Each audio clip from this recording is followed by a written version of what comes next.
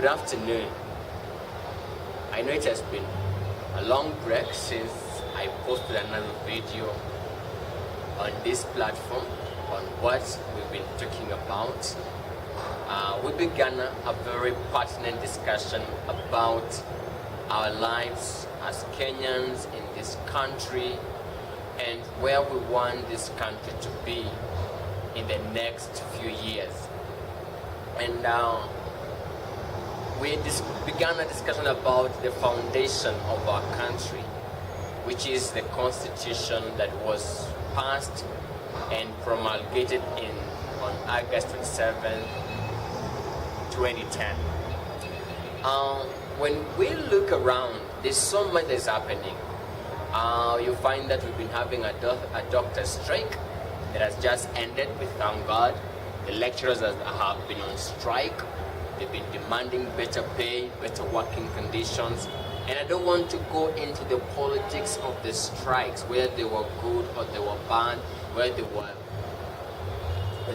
the objective of those strikes were okay. That is not what we're debating here today. But I just want to address a very pertinent issue that I find that we as young people, we as the young elite of this country, people that have gone through the 844 system, and right now you are in your first job, you've graduated, you have a master's degree, some of you have PhDs, and we are known as the middle class, the people who work so hard. We wake up very early in the morning to beat the jam of Nairobi or the different towns we live in, to be at our places of work on time. We work, we put in so many hours, we put in a lot of energy to ensure that at the end of the day we are productive. But there's some kind of complacency that has set in. We, the elite, are so good at discussing politics on our social media platforms. We are so good at hurling insults at each other when you're in this political divide, in this political party, and I'm in the other political party. We're so good at saying, oh, so-and-so is going to win this election, or so-and-so is not going to do anything good. We're so good at doing that. But we are not willing to dirty our hands and get down to work and build this country. When we talk about corruption, we are so good at condemning it online or even baptizing it.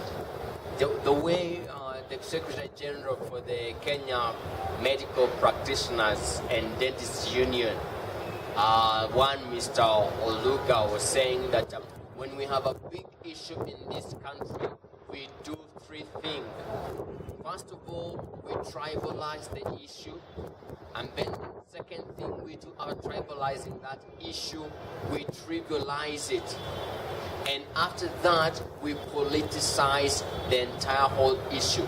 And the entire objective of discussing, debating that issue is thrown out of the window. And that is a sad reality that we have is the middle class of this country. We are so complacent. Our constitution is a document that we need to regard as sacred. That when we see a regime that is in power, that is threatening to violate the fundamental freedoms and rights of Kenyans, we stand up. When we see economic crimes being committed left, right, and center, we stand up and say, hey, we can do something about this. And that's why I'm challenging you. Let us stand up for this country. Let us stand up for our country, Kenya.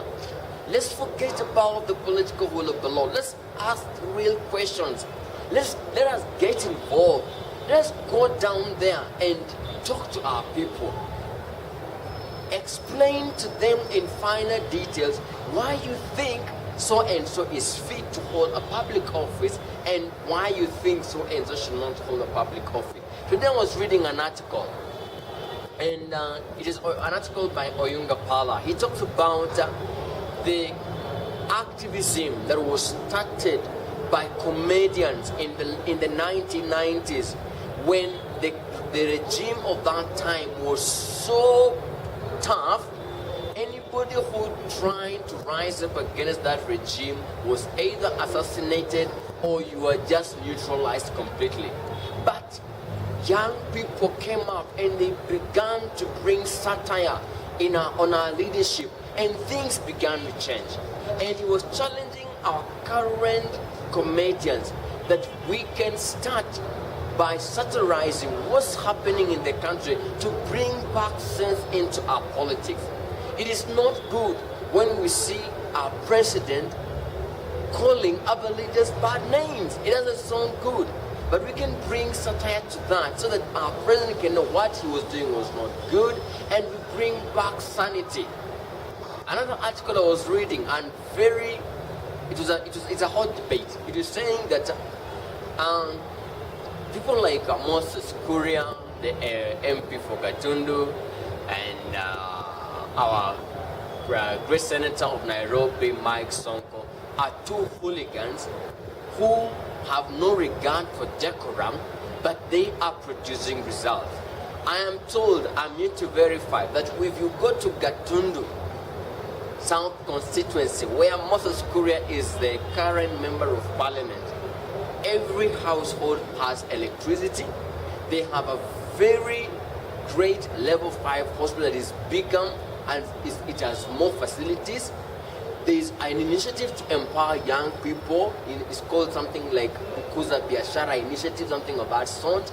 And Moses Kuria is working for his people. When he comes on the national scene, he talks trivial. He trivializes everything. He attacks everybody. He talks vulgar. He doesn't care. But when you go to his role as a member of parliament for Gatundu, he is doing a very great job. Look at Mike Sonko. Over the weekend, he was distributing water free of charge to every estate in Nairobi that is facing a water crisis. And he says his entire time in parliament, he's dedicated his salary to the poor of his county. And the majority of the poor are the lowest class of these two counties, or these two constituencies. You find that they really impress them.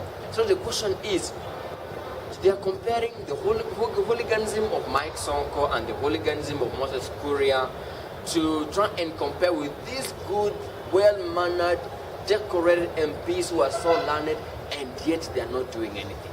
So do we ask, do we look at hooliganism or do we look at result? Do we look at education or do we look at result?